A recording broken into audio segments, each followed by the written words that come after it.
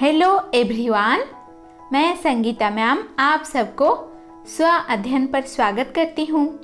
आज हम पढ़ेंगे कक्षा 8वीं की कबीर की साखियाँ।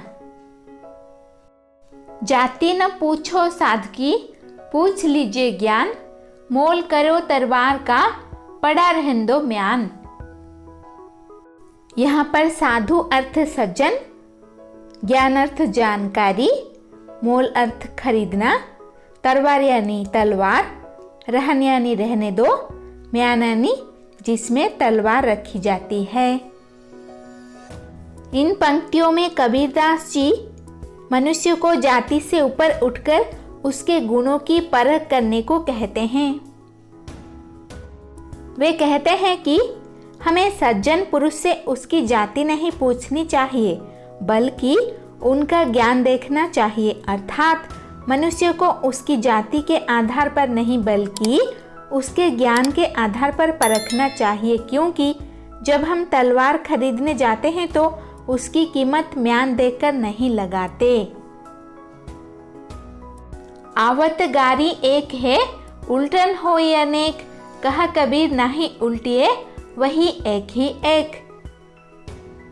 यहाँ पर आवत यानी आते हुए, गारी यानी गाली, उल्टन यानी पलटकर, हो यानी होती, अनेक यानी बहुत सारी। यहाँ पर कबीर जी ने अपशब्द सुनकर उस पर ध्यान न देने की बात कहते हैं। इसमें कबीरदास जी कहते हैं कि जब हमें कोई गाली देता है तब वह एक होती है, पर जब हम पलटकर उसे भी गाली देते हैं तो वो बढ़ते बढ़ते अनेक हो जाती है। इसीलिए जब हम उसकी एक गाली पर ही ध्यान नहीं देंगे तो वह भी खत्म हो जाएगी, अर्थात वो एक ही एक रह जाएगी। माला तो कर में फिरे, जिभ फिरे मुख माही, मनवा तो दहु दिसी फिरे, यह तो सुमिरन नाही। यहाँ पर कर यानी हाथ, फिरे यानी घूमना, जिभ यानी जीभ, मुख यानी मुंह और मोही यानी में, मनवा यानी मन, दहु यानी दसो। दिशा यानी दिग जो दिशा, तो यानी तो, सुमिरन यानी स्मरण। यहाँ पर कबीरदास जी ने प्रभु नाम स्मरण पर बल दे रहे हैं। यहाँ पर कबीरदास जी कहते हैं कि माला को हाथ में लेकर मनुष्य घुमाता है और साथ ही मन को भी घुमाता है। जीभ मुख के अंदर घूमती रहती है, परंतु मनुष्य का चंचल मन सभी दिशाओं में घूमता रहता है।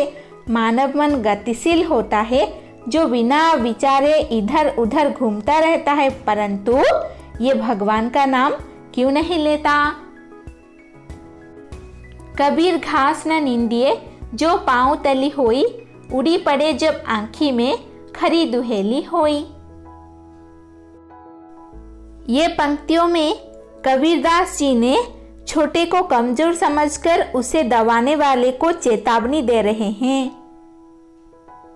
यहाँ पर कबीरदास जी कहते हैं कि हमें कभी भी घास को छोटा समझकर उसे दबाना नहीं चाहिए, क्योंकि जब घास का एक छोटा सा तिनका भी आंख में गिर जाता है तो वह बहुत दुख देता है। अर्थात हमें छोटा समझकर किसी पर अत्याचार नहीं करना चाहिए। जग में बैरी कोई नहीं, जो मन शीतल होए, या आपा को डारी दे, दया करे सब कोई। जग यानी संसार, बैरी यानी शत्रु, शीतल यानी ठंडा शांति, आपा यानी स्वार्थ। यहाँ पर कबीरदास जी मनुष्य को स्वार्थ त्याग कर दयावान बनने की सीख दे रहे हैं। यहाँ पर कबीरदास जी कहते हैं कि मनुष्य का मन अगर शांत है तो संसार में कोई शत्रु नहीं हो सकता। यदि सभी मनुष्य स्वार्थ का त्याग कर दे तो सभी दयावान बन सकते हैं, अर्थात मनुष्य को अपनी कमजोरियों को दूर करके संसार में प्रेम और दया फैलाना चाहिए। चैनल को सब्सक्राइब कीजिए और वीडियो को लाइक तथा शेयर कीजिए। धन्यवाद। ऐसे ही वीडियोस देखने के लिए चैनल को सब्सक्राइब कीजिए और नोटिफिकेशन पाने के लिए बेल आइकन को दबा दीजिए।